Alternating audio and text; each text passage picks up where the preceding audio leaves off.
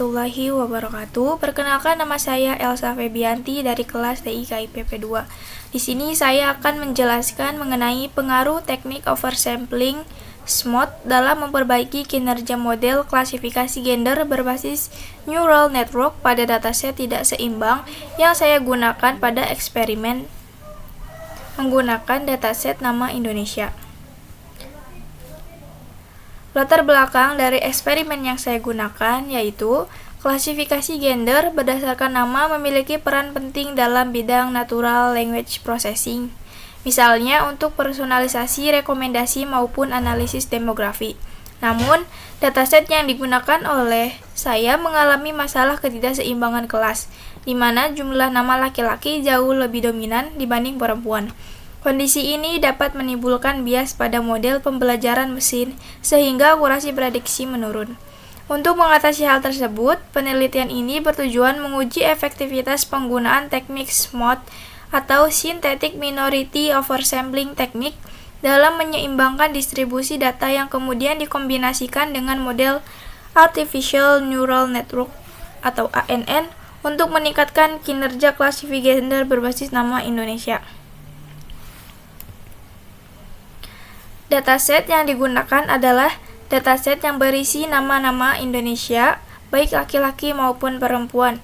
Namun, dataset ini memiliki jumlah laki-laki lebih banyak, sekitar 80% dibanding perempuan yang hanya 20%.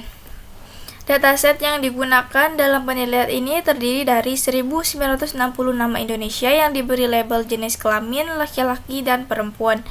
Distribusi data menunjukkan adanya ketidakseimbangan kelas, yaitu 1.568 nama laki-laki dan hanya 392 nama perempuan, dengan rasio sekitar 4:1. Kemudian data ini dibagi menjadi 80% untuk data training dan 20% untuk data testing. Proses yang dilakukan adalah yang pertama, yaitu text processing, text pre-processing. Pada tahapan pre-processing, data dilakukan untuk menyiapkan teks agar lebih terstruktur sebelum masuk ke proses pelatihan model. Proses ini meliputi pembersihan teks, yaitu mengubah huruf menjadi lowercase, menghapus karakter non-alfabet, angka, dan tanda baca. Kemudian dilakukan tokenisasi untuk memisahkan nama menjadi potongan kata. Selanjutnya dilakukan stop word removal untuk membuang kata yang tidak relevan, serta stemming dan lemmatization digunakan sebagai proses text processing. Yang selanjutnya yaitu menggunakan ekstraksi fitur. Di sini ekstraksi fitur yang digunakan yaitu untuk mengubah nama menjadi data numerik menggunakan bag of word atau BOW dan n-gram. BOW menghitung frekuensi kata, sedangkan n-gram menangkap pola kata tunggal maupun berurutan. Representasi ini menghasilkan vektor fitur yang digunakan model ANN dalam klasifikasi gender. Kemudian, dikarenakan dataset yang tidak seimbang, digunakan teknik oversampling yaitu menggunakan SMOT. SMOT dilakukan dengan mengidentifikasi kelas minoritas, yaitu sampel nama perempuan. Kemudian menggunakan metode Key-Nearest Neighbor untuk mencari tetangga terdekat dan melakukan interpolasi linear guna menghasilkan sampel sintetis.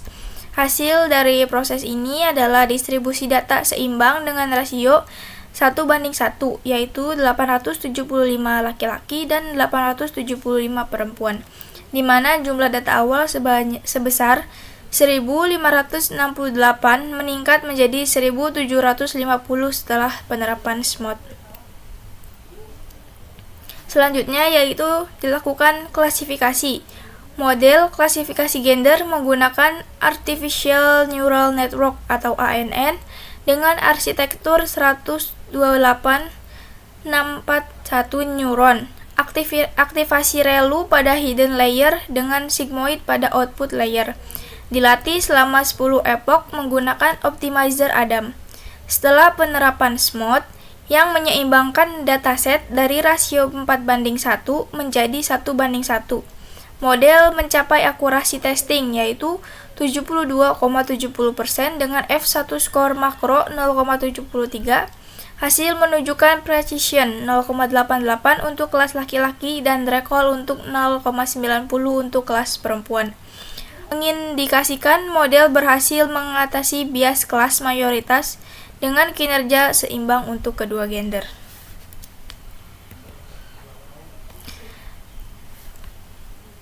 Pada penggunaan SMOD, berhasil menyeimbangkan distribusi kelas dari 4:1 menjadi 1:1.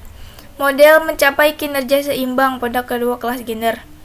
Kemudian, SMOD mengatasi bias terhadap kelas mayoritas. SMOD juga berhasil mengkonvergensi stabil tanpa overfitting.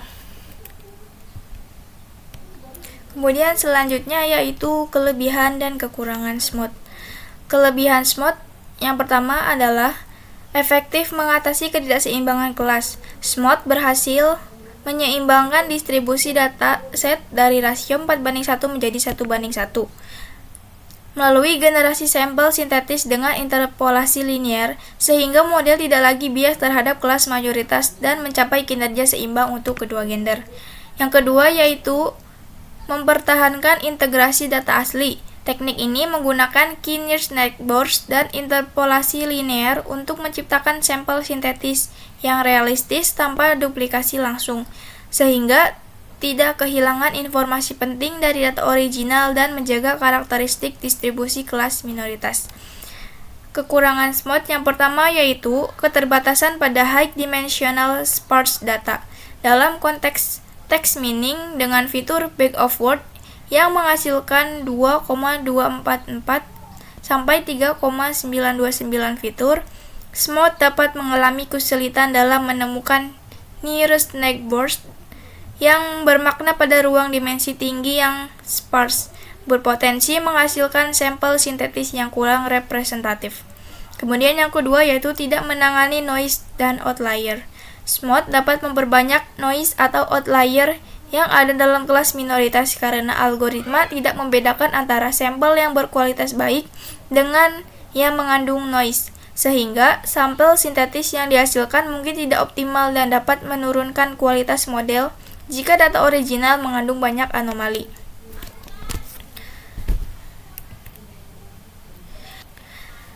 Kesimpulan dari penelitian ini membuktikan bahwa teknik SMOD efektif mengatasi ketidakseimbangan dataset nama Indonesia dengan menyeimbangkan distribusi kelas dari rasio 4:1 menjadi 1:1 yang dikombinasikan dengan Artificial Neural Network atau ANN mencapai akurasi 72,70% dengan F1 skor makro 0,73.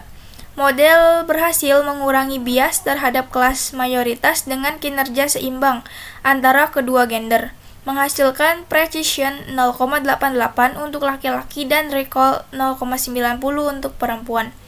Pendekatan ini memberikan solusi praktis dan efisien secara komputasi untuk klasifikasi gender berbasis nama Indonesia dalam domain text mining, membuka peluang pengembangan lebih lanjut dengan teknik machine learning yang lebih canggih dan fitur linguistik khusus. Sekian penjelasan dari saya, kurang lebihnya mohon maaf. Wassalamualaikum warahmatullahi wabarakatuh.